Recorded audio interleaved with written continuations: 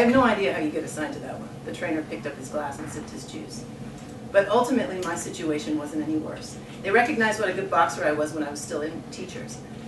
Right away, the commander told me, let's have you focus on training. Well, I trained, won first place in the unit, then first place in the division. At regionals, I got second just as easily. Then that was it. From then on until I was discharged, I never once held a gun in my hand or marched in formation, just training and competitions. They let me go home a lot, too. The only orders the commander ever gave me were, buy me this in Mogiliev, buy me that. But I didn't waste time looking all over for it. I just bought whatever shit I could find in Google. Did you hear about that girl who went to America? Asked Kostin. Like she wrote a letter to Reagan or something. A kid from America came here, and then this one went over there. Katya Licheva? I asked. I don't care if her name was Licheva or Gorbacheva. I would totally go to America, he said. America probably wouldn't turn anyone away, said the trainer. America is America.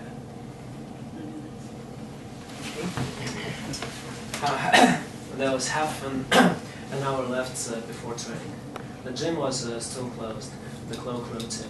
Let's go inside the institute, suggested Kuzmalik. Their boxing training was at the Teachers Institute. We walked up to the second floor, went in the first door, and stood on the balcony overlooking the gym. It was more than twice the size of the one where we had training. There was a real football goal with a net in it under the basketball hoop. There were students running in the gym for the PE class. I figured they must separate girls and guys for PE here, said Kuzmalik. Yeah, I know, Natashka told me. Her class is separated too, I said. A tall, bald guy taught PE. The students were all wearing shorts and t-shirts, different colors and fashions. Their breasts were bouncing around under their t-shirts at the rim. That one's hot.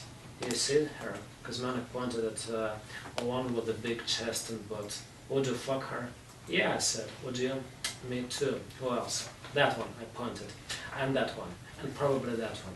The PE teacher instructed the girls to stop.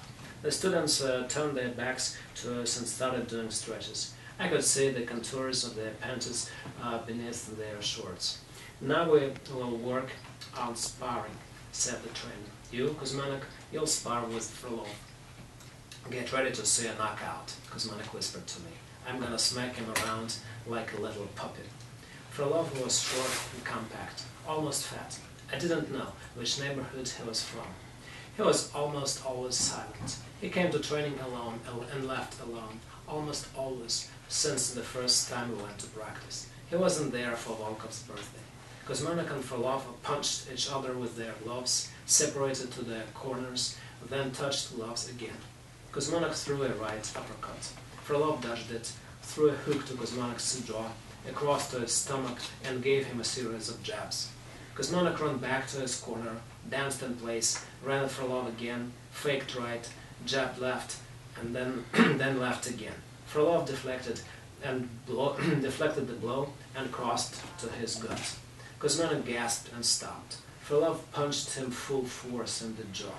Kuzmalik crashed down to the oilcloth floor of the ring. Knockout, yelled the guys. Frolov crawled out of the ring. Somebody patted him on the back. Frolov didn't smile. He wiped sweat from his brow with his glove, which tore open a pimple and spread a little drop of blood. Kuzmalik got up and crawled out of the ring on the other side. I guess he totally overpowered him. The trainer looked at Frolov, then at Kuzmalik. I didn't intend for this to happen. I thought this bout would be an example of equally matched strength. All right, let's have the next pair get up there. Kuzmalik and I went to the bus stop. He was still all red. One of his cheeks was swollen. He got off easy, Kuzmalik said. That moron trainer had no right to say our match was over. I would have ended him. He kicked your ass, I said. What? He did not kick my ass. You got that. He just got off easy. And what you think, you kicked Skvortsov's ass? Never said I kicked his ass. He and I had a draw. Ours was a draw too. Alright, a draw, I said. Okay, so what if I kicked my ass? He said. So what if he kicked my ass? He said. But don't you be blabbing about this at school, alright? Mama and Papa were sitting in the kitchen eating sausage patties. Natasha wasn't home. Has training been over long? Asked Mama. 40 minutes ago. I've been on my way home since then. It's best that you come straight home, rather than what you do, goofing around out there all evening. But the result of that business is evident in your grade book. All threes and the 0 in conduct for the week. I cannot fathom why he signed up for boxing, she said to Papa.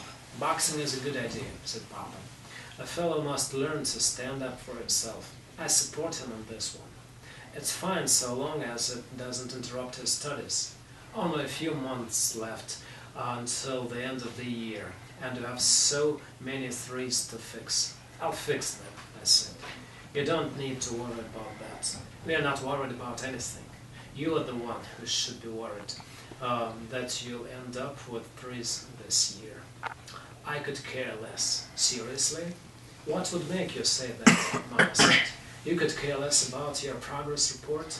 Progress reports don't mean anything. Natasha only got 3 4s and the rest 5s, didn't she? And then at the institute she got all 3s. This conversation isn't about her, it's about you. Quiet. Listen to what they are saying. Papa got up and turned up the radio. An accident at the Chernobyl nuclear power station, said the announcer. There were 2 deaths as a result of the explosion at the second reactor, as well as a few isolated occurrences of background radiation. A bit more? Yeah, let's do a little bit more. The shift from this announcement on the radio about Chernobyl to the next section is one of my favorite parts. The school's parade formation walked down Peace Avenue, past the school supply store and the Enlightenment bookstore, and Sausages, that's the name of the store, crossed at the end of 1st of May and came out on Lenin Square. The portraits hung from the 6th floor of the House of Soviets, Marx, Engels, and Lenin. Engels' head was very small and Lenin's was very big. On the side with the portraits starting on the second to last floor, there was red material draped from the windows. Below it on the Lenin Square side, there were even more portraits. The first one on the right was Gorbachev. The rest I didn't know. Once Papa took me with him to a parade when I was little, but we didn't stand with the formation from his factory. We just walked. One time we saw the Goon Women's Brass Band walking on 1st of May Street, all of them in yellow hats with black stripes, white shirts, blue skirts, and yellow high-heeled boots. Their hairstyles were the only thing different about them. Some had ponytails, some were just long, and a few had theirs cut short. Dolgobrodov said to Timur, I called my sister in Dnipropetrovsk. She said there's already a panic there because of the emergency at the power station. Supposedly it wasn't just 2 men who died, but several dozen, and there's serious nuclear contamination. I was listening to Voice of America. On there they said the radioactive cloud is moving across Europe, meaning we might already be covered in it. The town of Mogilev is really not that far south, or north. It's not that far north of Chernobyl, and the wind blew right over it. What does that mean? That means that we really shouldn't have gone outside today for the parade, especially with the school children. But everything's always like this. We only ever have serious conversations about things like perestroika and democracy. All right, you don't need to yell about it, especially around the pupils. You think they don't understand anything? They're grown up already. They're grown up enough already to get it already.